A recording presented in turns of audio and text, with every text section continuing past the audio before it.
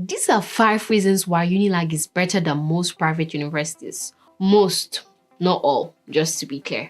1. Affordability. So here's the deal with Unilag. It's a public university, which basically means it won't break the bank like those fancy private universities in Nigeria. Yeah, they recently hiked their fees that all students have to pay. But don't panic just yet. It's still way cheaper than what the average private university student has to shell out. Okay, let's break it down a bit. Unilag used to charge a yearly fee of 19,000 naira, which wasn't much, right? But now it's 190,000. Hold on, don't start sweating. It could even be less depending on your faculty.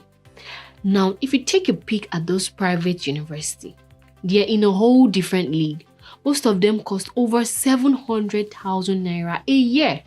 And some even make you fork out over 1 million naira annually. Yeah, you heard that right. So, Unilag's fee hike, as painful as it feels, is still way more affordable when you put it side by side those private institutions. And that's a pretty good thing because more students can get a shot at higher education without emptying their families' pockets. 2. Academic excellence. Unilag is a regular heavyweight in the Nigerian university scene, and it's been up there for quite a while now. And that's not just by chance. The recent Times Higher Education rating puts Unilag amongst the top 4 universities in Nigeria.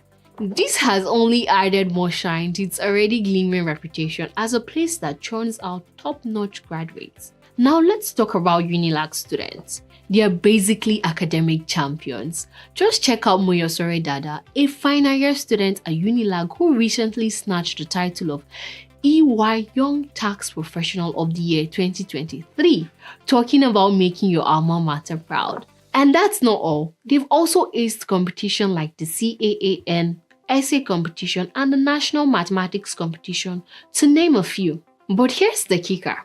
Unilag degrees are like gold. Not just in Nigeria, but on the global stage. You know it's legit when foreign universities keep teaming up with Unilag faculties year after year. Plus, big name companies like Huawei Technologies, Nord Motors, and Sahara Energy are all about that Unilag excellence. They know it's unmatched. And let's not forget, it's not just about Unilag students.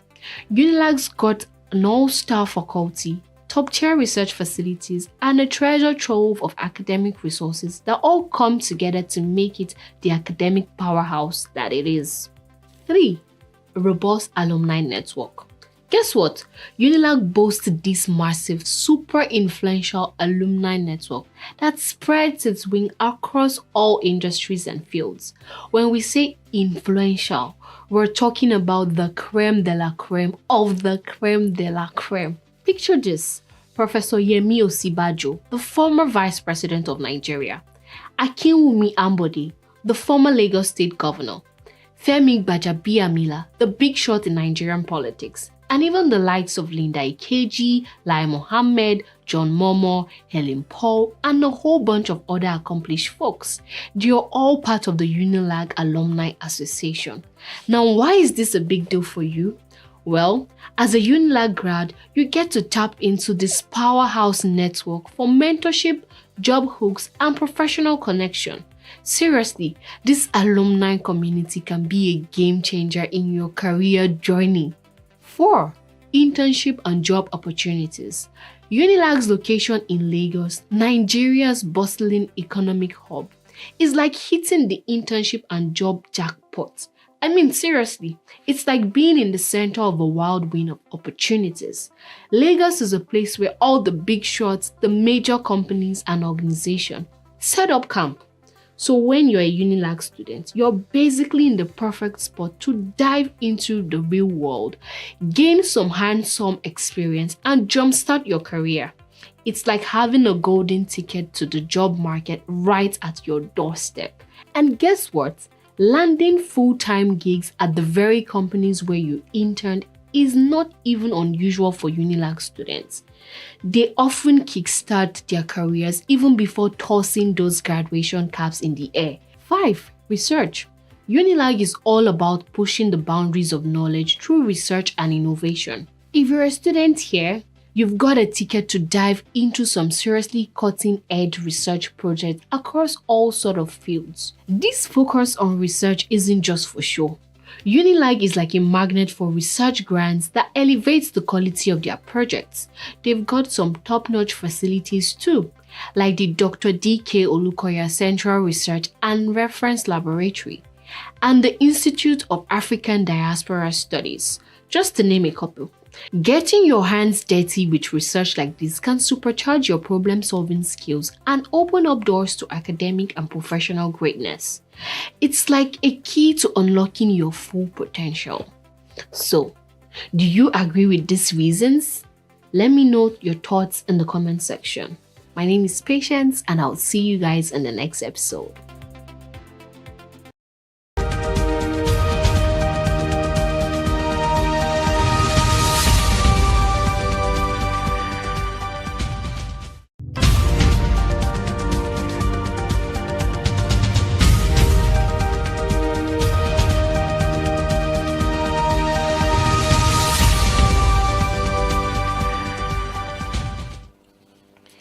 Welcome to the news review. I am Vina Peters. Today we will be focusing on university education in Africa. We will be examining the current rankings of African universities on a global scale and how a foundation wants to in improving these rankings. As we know, higher education plays a crucial role in shaping the future leaders and innovators of a nation. But for many young people on the continent of Africa, there are questions being asked about the quality and competitiveness of the education on offer.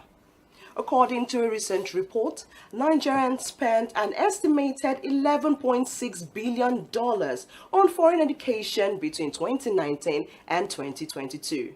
This is a significant investment in education, but it also highlights the lack of confidence that many Nigerians have in the quality of education available at home. Unfortunately, the rankings of African universities don't paint a promising picture. According to Times Higher Education, the University of Cape Town is the highest ranked university in Africa, but it comes in at a global ranking of 160. Meanwhile, leading institutions like University of Ibadan and the University of Lagos in Nigeria fall between 401 and 500. As of today, only 3 African universities are in the top 300 globally, and they are all located in South Africa. But the African Heritage Foundation is determined to change this. Their goal is to bring 25 African universities into the top 300 by 2030. So, how does the African Heritage Foundation plan to achieve this impressive feat in just 7 years? And what impact could improving the rankings of African universities have on the continent's development? Joining me to explore these questions and more is the founder of Africa Heritage Foundation, Ambassador Tunde Adeniji. But we'll take a quick break, and when we return, you get to meet the ambassador. We'll be right back.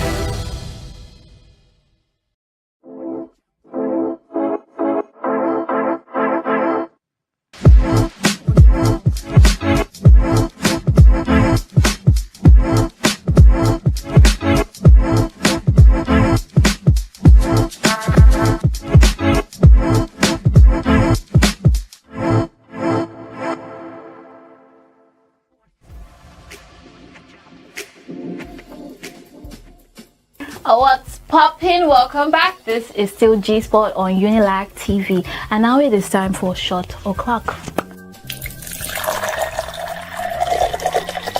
Let the games begin, and I feel like I should go first because I'm the host. So yeah, Go first. Sorry, what you proud much? yes, me. Proud much. Dance. Wizzy boy, make me dance. Daddy, oh, make me dance. Hey. Hungry. Oh yeah, now. Royalty. Isn't this perfect? Yeah, the one in my head is I will never be royals, royals. Yeah. Drink. Drink up. Drink.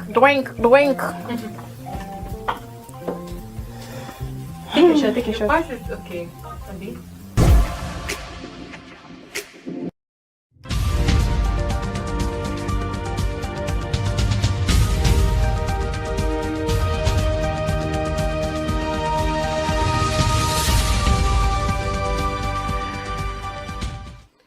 Welcome back. If you're just joining, it's still the news review on Unilag TV.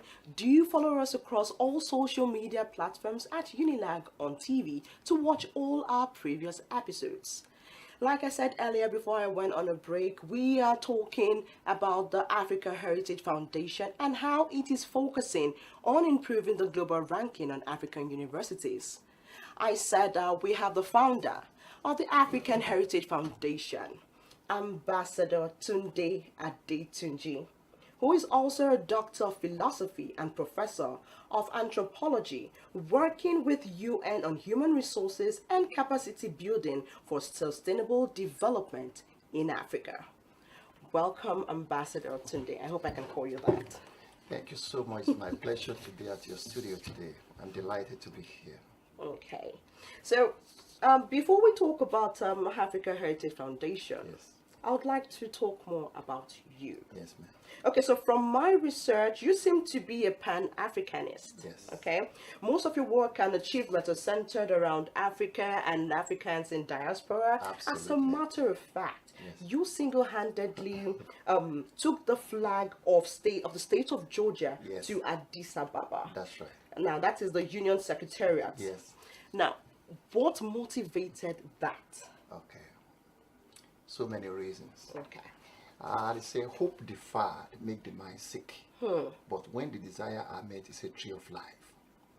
Man's life can be compared to a journey. Just as a journey must have a destination, so also it's necessary for one to have an aim in life. Without a purpose to work for, a purpose to live for, and if at worst a purpose to die for, man can never be better than a brute. I took this assignment right away from the beginning of my life. The image of my people. I demonstrated it during the presidency of Nelson Mandela. I mounted an exhibition, Celebrate Africa Journey Through the Ages, at the Sosomani Village of Stars in South Africa, to christen the release of Nelson Mandela. Now to actually dismantle apartheid. South Africa is the last country in Africa whereby they gained the independence. And now see Africa. Now most countries have actually metamorphosed from bygone empires and kingdom to countries. Nigeria got our independence in 1960. We have Ghana in 1957. But the struggle continues when they incarcerated Mandela for 27 years. Yeah. They want to release him and say, go back to your home, sit down on your table, take your cold water, but keep your mouth shut. Say, no, that's not freedom. He spent 27 years. We all liberate South Africa. Nigeria played a role. I remember during that time, you have to contribute your money, your wages to the dismantling of apartheid. So I thought it wise. I became an instructor in Switzerland and I work in 110 cities in 57 countries. Now that gave me the opportunity to see the globe as, you know, the whole world as a global village. Then I thought what I could do in my own little way to create an opportunity taking Africa to the horizon. That came to my mind. And I put the exhibition together and told the story of the entire 55 nations of Africa. When I did that, I said, this is brilliant. I took the same thing to the Olympics in 1996. That when people are talking about the people of Africa, they are looking at them in sport, in everything. Where are these people from? Let's talk the story. That it became the sinus of the international community.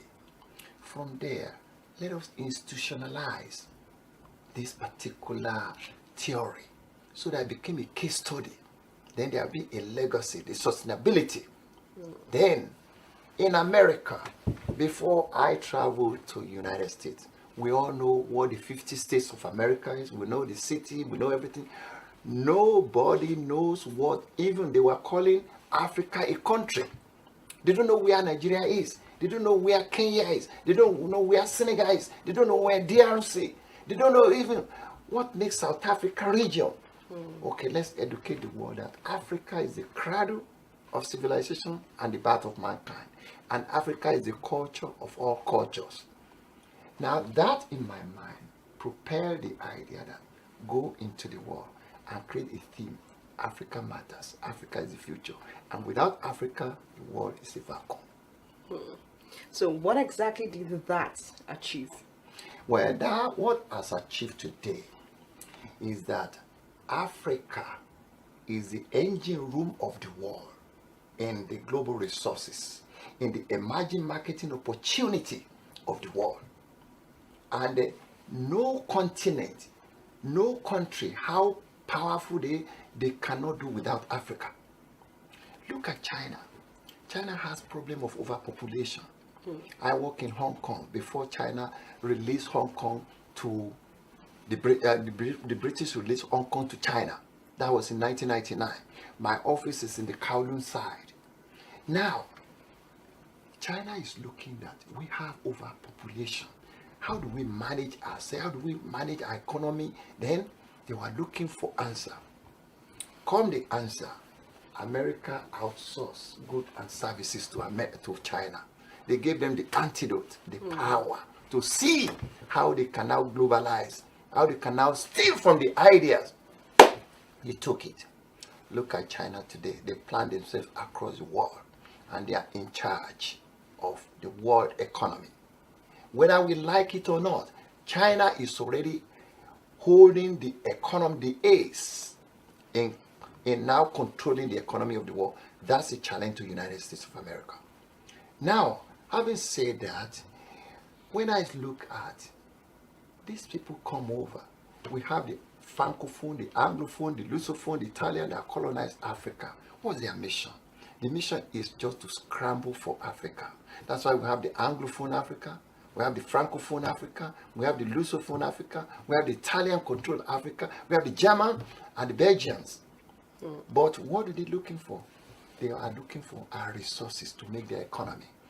Remember in my introduction, I live in Switzerland. Yes. All the 26 cantons of Switzerland, from St. Maurice, Arosa, Davos Plus, St. Margretine, Solothurn, Lugano. I live there. I developed the 26 cantons.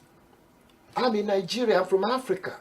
And taking all the theory and the didactics, the methodology of how they strengthen their economy, and I'm teaching that. I speak German, I speak French, I speak English.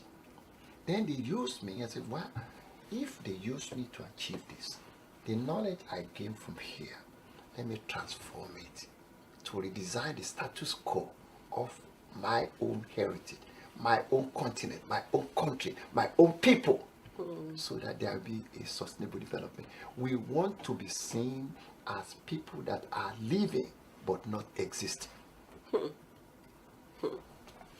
Okay, so quickly, let's talk about the foundation. Yes. Okay, so what is this all about? What is the Africa Heritage Foundation all about? The Africa Heritage Foundation. That's a good question. People name foundation to buttress their names, to promote their ego. I don't go that way. Okay. I look at the continent of Africa. What is happening to Nigeria is happening to Kenya. What is happening to South Africa is happening to Senegal. What is happening to Morocco or Egypt is happening to Cape Verde or DRC or Uganda or Ethiopia. Let us now brand Africa into a continent of possibilities. Let's now promoting Africa matters to the world. Then I form a foundation. With that, I went into the university to institutionalize the value of Africa. That if people don't know what the value of Africa is the cradle of civilization and the birth of mankind. Anything that is done in the world today starts from Africa. The university education starts with Zankore University in Timbuktu.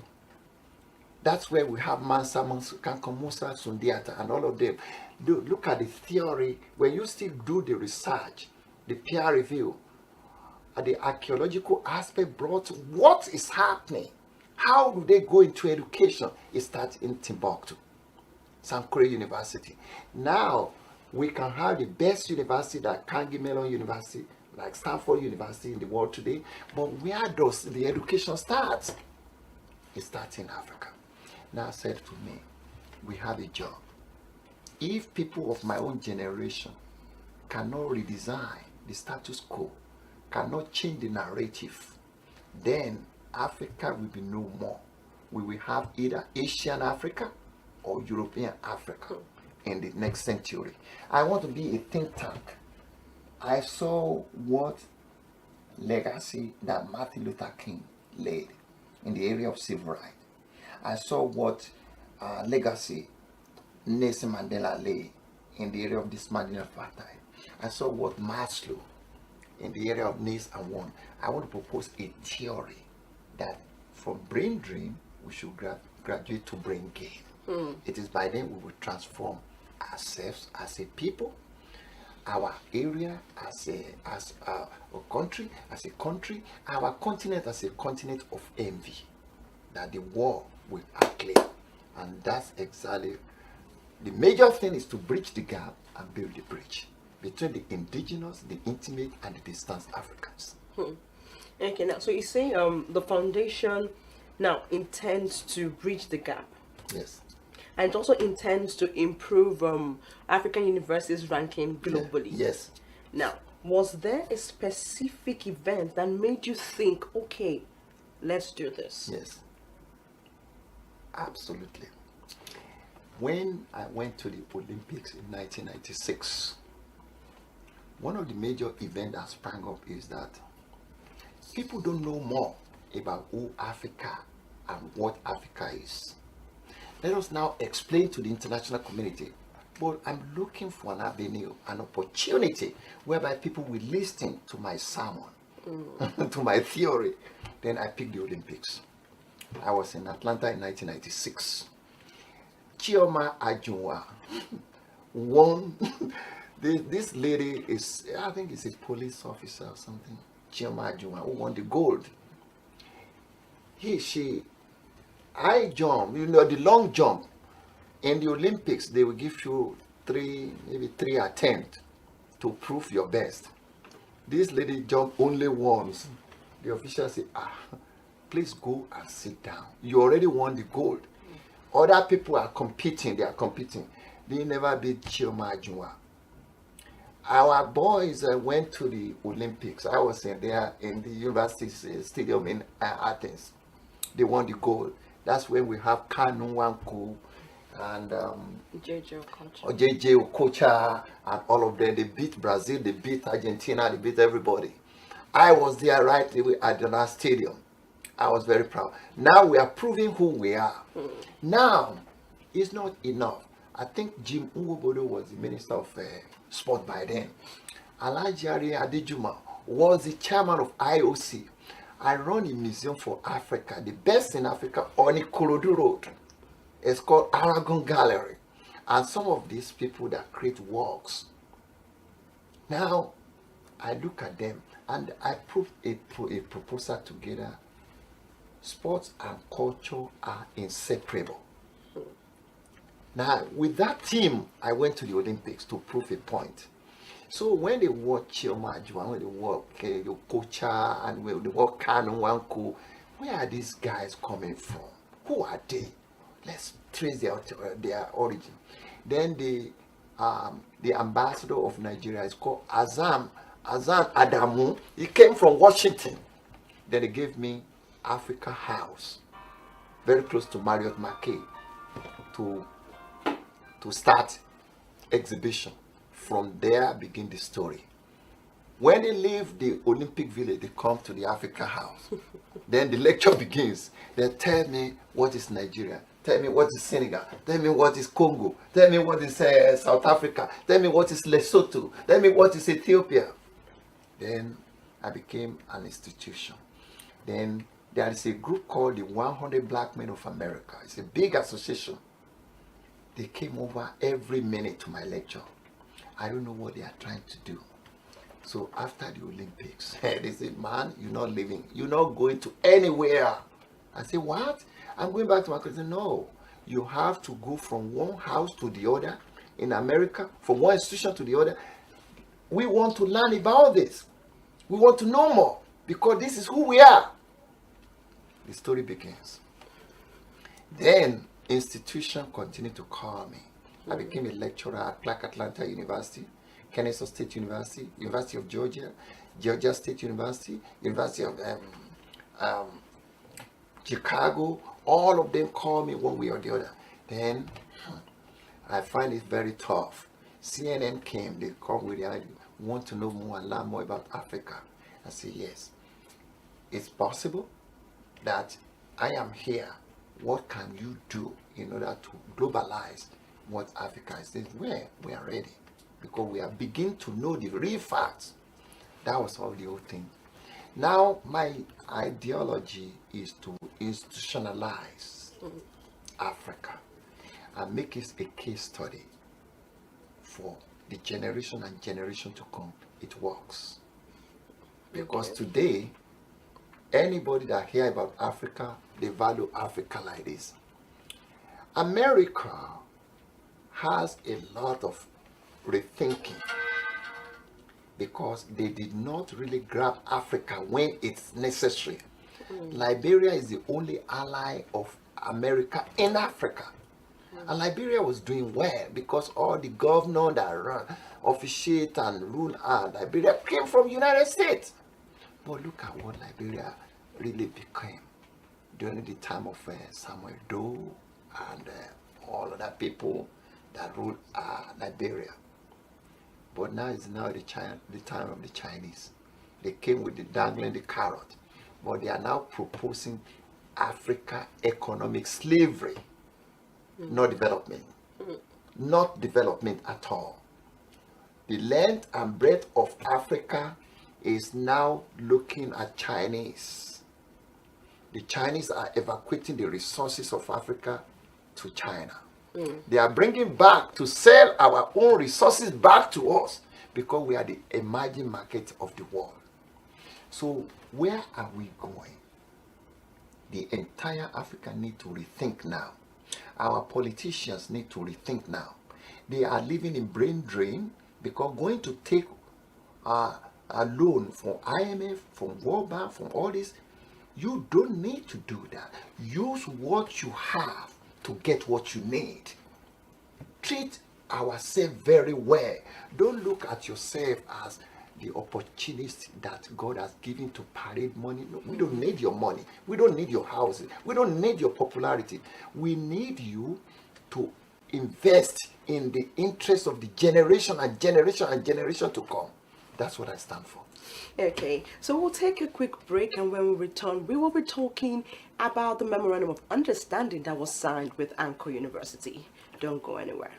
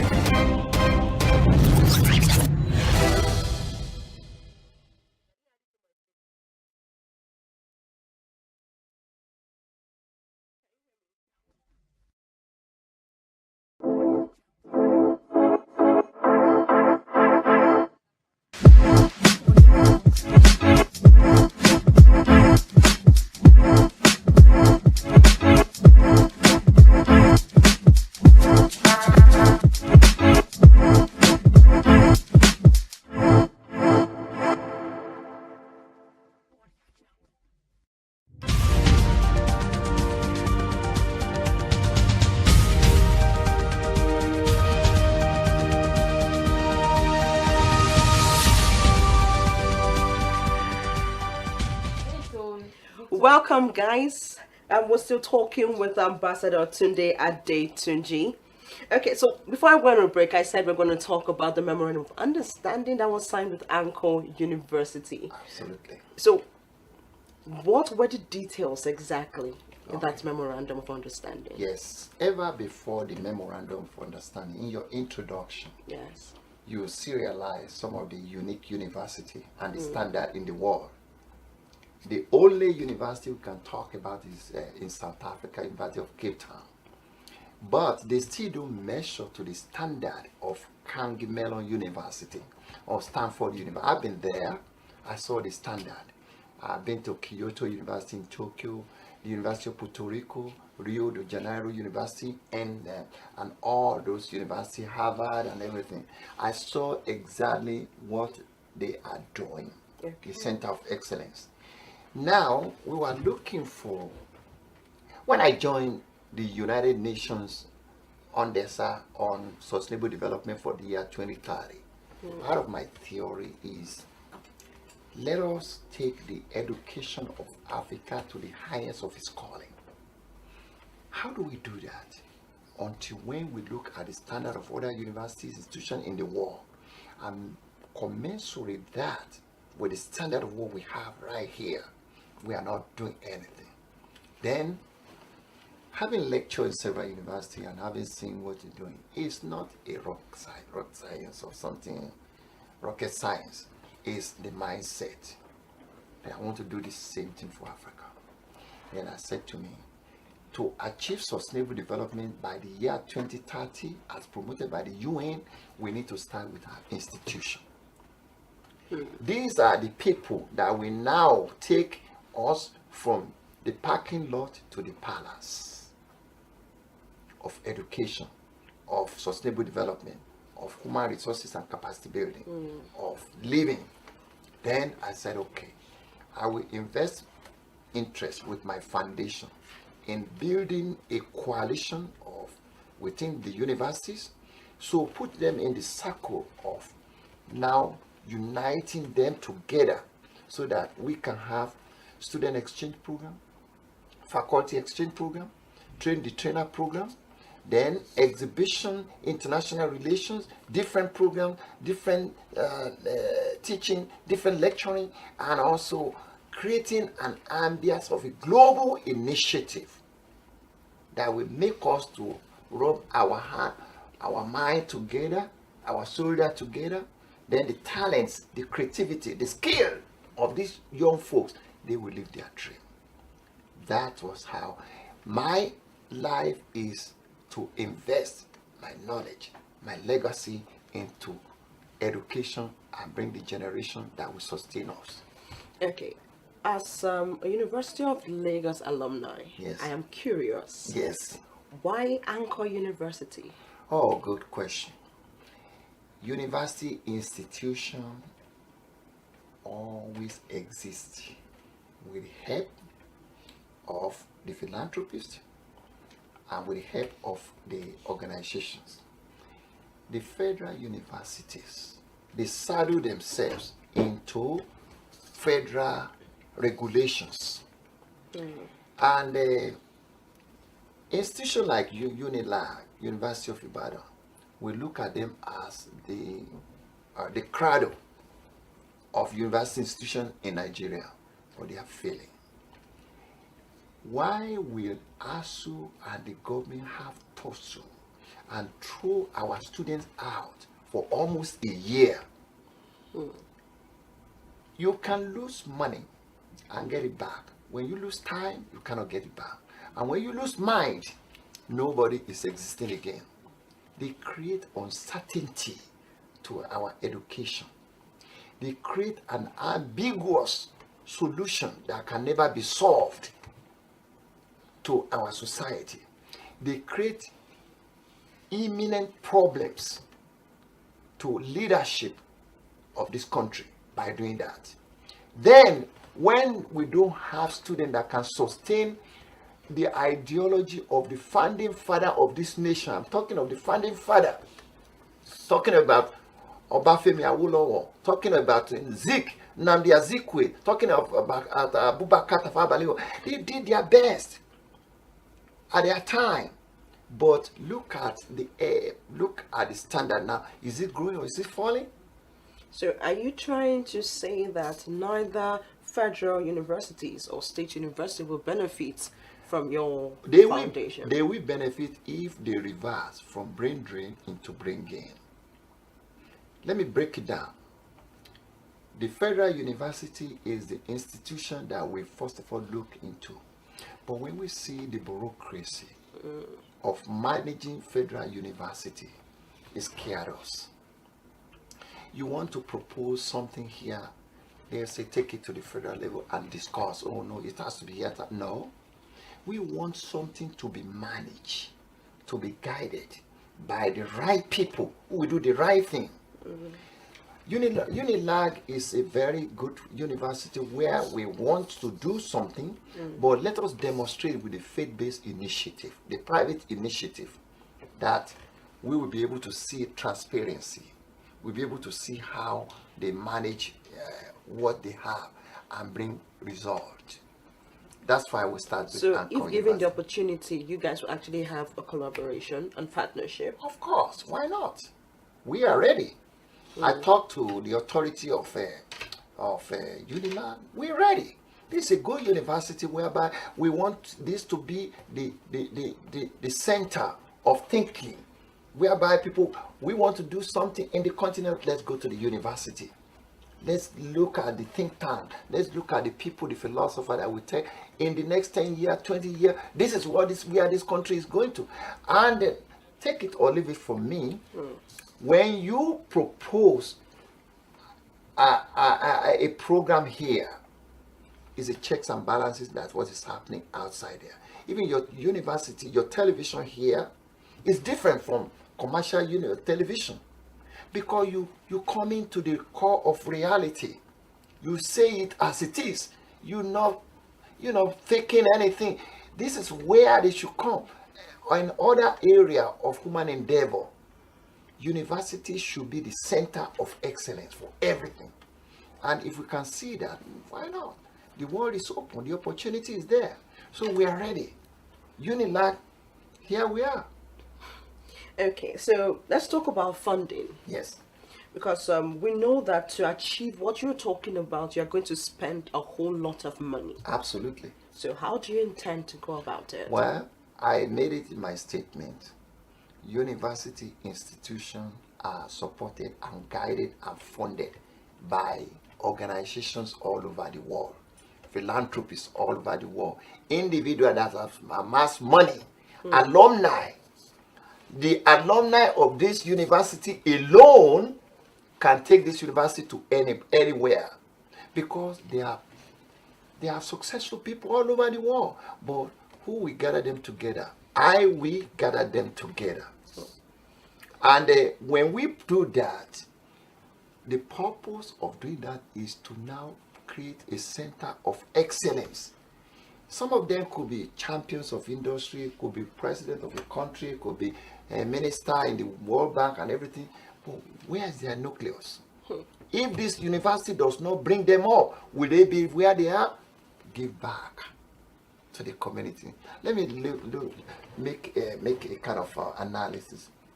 We are parents. We give back to our children. When the children is going to school, it's your responsibility. When he's doing this, it's your responsibility. Now, your children that now become a world star, will he forget you? No. Will he? Look at Messi. He won the World Cup. He went to his mother and said, Mama, you did well for me. Because look at that. That instant will all be there. The same thing should happen. When you look at the list of the alumni of this university, they are all over. They are leaders in the world. You may not even know them where they are, but their work resonates. So, I will get the money. And I want to get the money and they use it well for that purpose. That's where we are. Aside funding, yes, what other challenges could you possibly encounter in order to achieve this goal? The challenges that we encounter, number one, is the area of accountability, is the area of transparency, is the area of sincerity and honesty, because it's only a teamwork that can make the dream work. There are three kinds of people: those who make things happen, those who watch things happen, and those that wonder why and how it happens. Part of my job at the UN is to moderate program Africa Solutions to Africa Problems. If we do not solve our own problem ourselves, nobody is going to solve it for us. So let's start. Charity begins at home. The problem we encounter is the area of sincerity and transparency. I don't need to be here all the time. My own is just to make a phone call. The grant is coming. The project is coming. This particular program is coming. The people on the ground knows exactly what to do, and they deliver. Once you have that trust, things will go well. We don't want people to sabotage. We don't want people to politicize. We don't want people to manipulate. Because we are not doing it for ourselves. We are doing it for the future of the generation of this country. And mind you, you can only become more successful when you help others to be successful. That's very true.